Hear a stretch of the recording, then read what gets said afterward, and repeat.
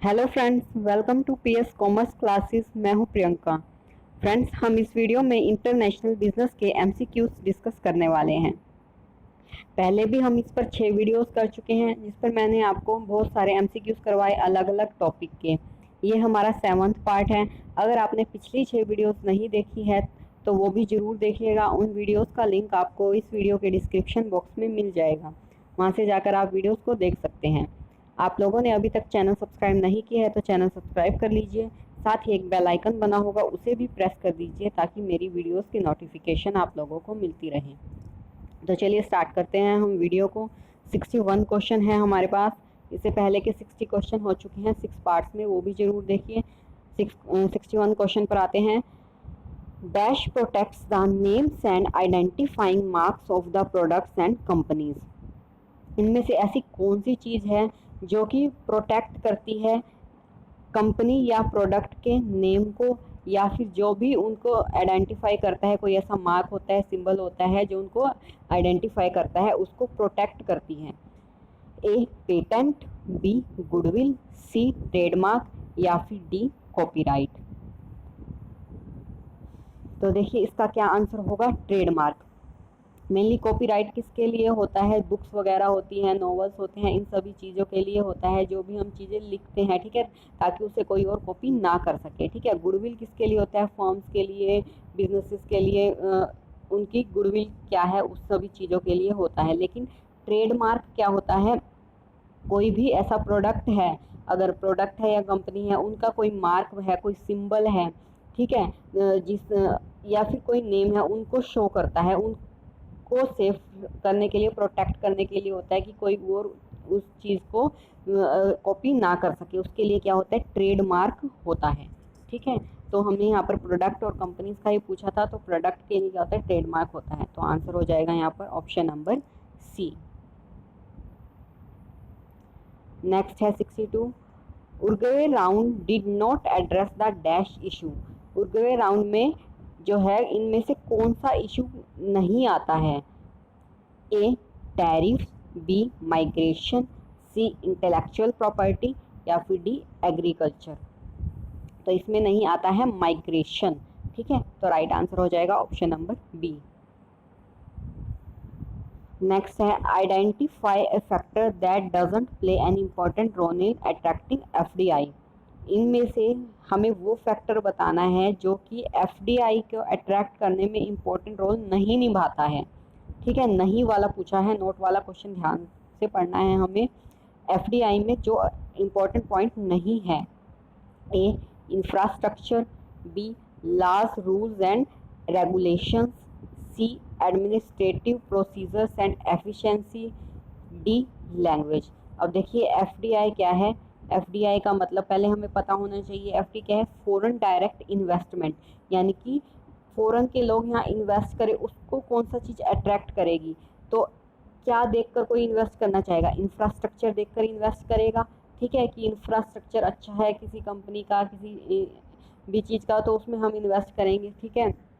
Last rule भी attract करेंगे कि उस देश के जहाँ भी इन्वेस्ट करना चाह रहा है कोई कंट्री, कि वहाँ के रूल्स रेगुलेशंस क्या हैं, ठीक है। और एडमिनिस्ट्रेटिव प्रोसीजर और एफिशिएंसी, ये भी अट्रैक्ट करेगी कि वहाँ की प्रोसीजर क्या है, एफिशिएंसी क्या है, ठीक है। लैंग्वेज क्या ये इफेक्ट डालेगी, मैं किसी कंट्री में इन्वेस्ट करना चाहती हूँ, क्या लैंग्वेज से कुछ फ़र्क पड़ेगा उस चीज़ में, नहीं, ये इतना इम्पोर्टेंट रोल नहीं निभाती है, ठीक है। लैंग्वेज इफेक्ट नहीं करेगी। तो हमसे नोट वाला पूछा है कि कौन सा होगा इनमें से, तो लैंग्वेज जो है एफडीआई अट्रैक्ट करने में, फॉरेन डायरेक्ट इन्वेस्टमेंट अट्रैक्ट करने में इम्पोर्टेंट रोल नहीं निभाती है। तो राइट आंसर हो जाएगा option number D.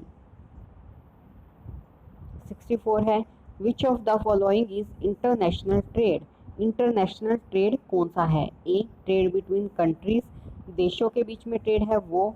Trade between province के बीच में है वो, या फिर ट्रेड बिटवीन रीजन्स के बीच में है वो वाला। और डी ऑप्शन में है बोथ ए एंड बी। तो इंटरनेशनल ट्रेड उसे बोला जाता है जो कंट्रीज के बीच में ट्रेड होता है। तो राइट आंसर हमारा ऑप्शन नंबर ए हो जाएगा।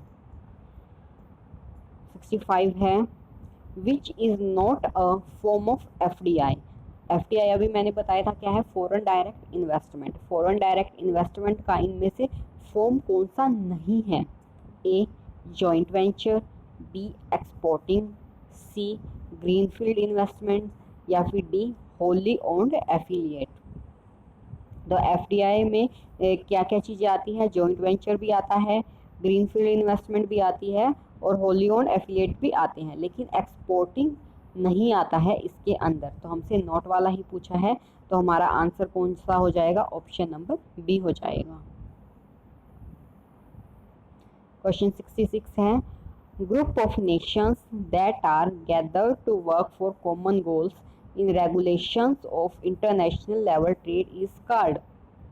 ग्रुप ऑफ नेशंस है, यानी कि एक से ज़्यादा कंट्री हैं, वो क्या है, इकट्ठी होकर किसी कॉमन गोल के लिए काम करती है, इंटरनेशनल लेवल पर ट्रेड करती है, तो उसे क्या बोला जाता है? A geographical community, B socio economic community, C geopolitical community, या फिर डी इकोनॉमिक कम्युनिटी। तो इसे क्या बोला जाएगा? इकोनॉमिक कम्युनिटी इसे बोला जाएगा, जब एक से ज़्यादा कंट्रीज क्या कर रही हैं, कॉमन गोल के लिए इंटरनेशनल लेवल पर ट्रेड कर रही हैं, तो ये क्या होगा? इकोनॉमिक कम्युनिटी होगा। तो आंसर हो जाएगा हमारा ऑप्शन नंबर डी। क्वेश्चन 67 है, the exports in which products do not leave boundary of a nation is called.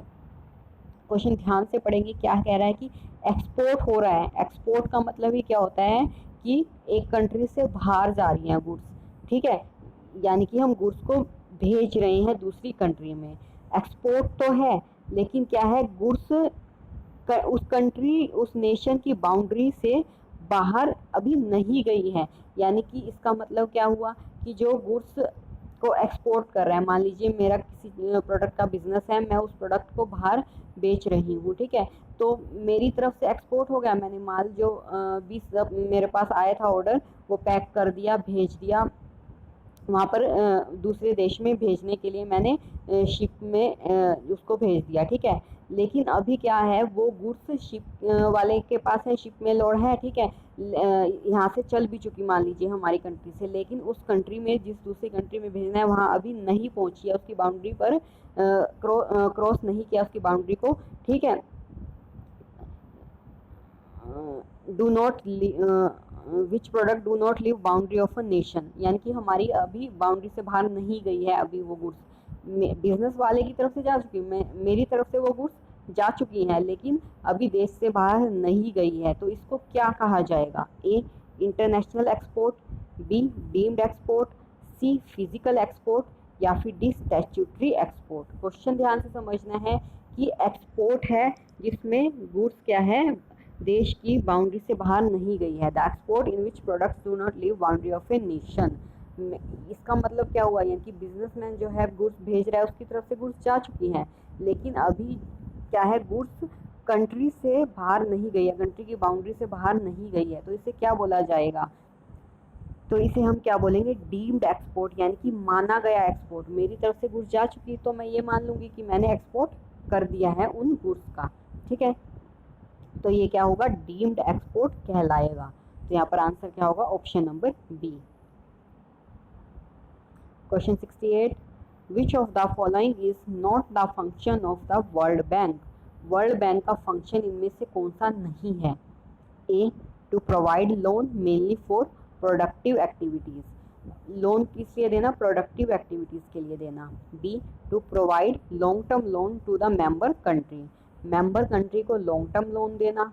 C to ensure exchange rate stability, exchange rate stable रहे उसके लिए एंश्योर करना।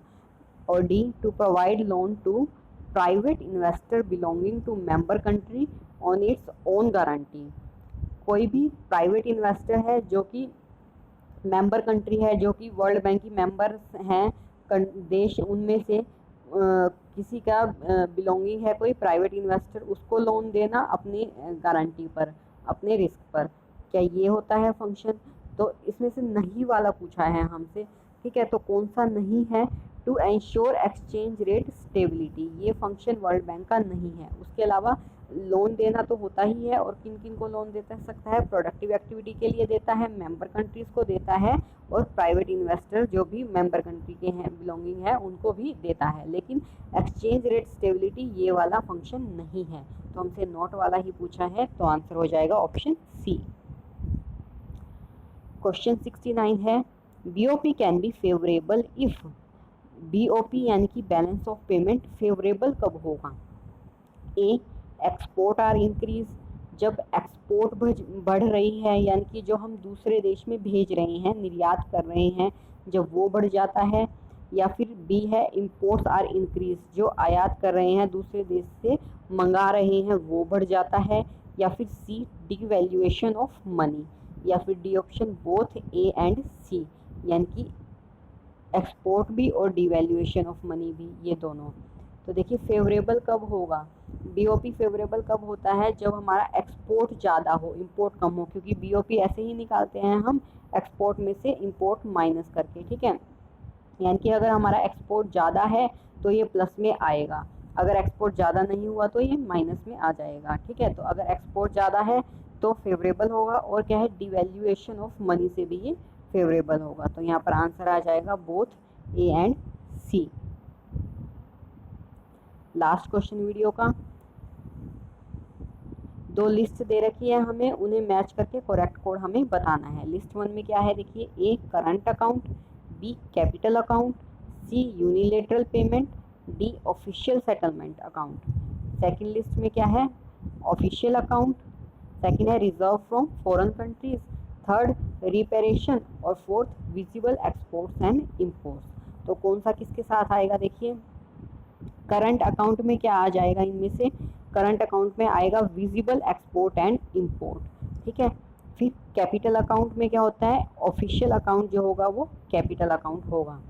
यूनिलेटरल पेमेंट कौन कौन सी है, यूनिलेटरल पेमेंट जो है यहाँ पर वो है रिपेरेशन, और लास्ट है ऑफिशियल सेटलमेंट अकाउंट, वो कौन सा बच गया हमारे पास, second, reserve from foreign countries. जो फॉरेन कंट्रीज रिजर्व है वो ऑफिशियल सेटलमेंट अकाउंट है। तो यहाँ से करेक्ट कोड हमारा ऑप्शन नंबर ए बन जाता है, 4, 1, 3 एंड 2। तो राइट आंसर हमारा क्या हो जाएगा, ऑप्शन नंबर ए हो जाएगा इस क्वेश्चन का। आई होप आपको सभी क्वेश्चन समझ में आ गए होंगे। इस वीडियो के लिए इतना ही। अगर आपको वीडियो अच्छी हो तो लगी हो तो वीडियो को लाइक कीजिए, कमेंट करके मुझे बताइए, वीडियो को शेयर कीजिए। Thank you so much.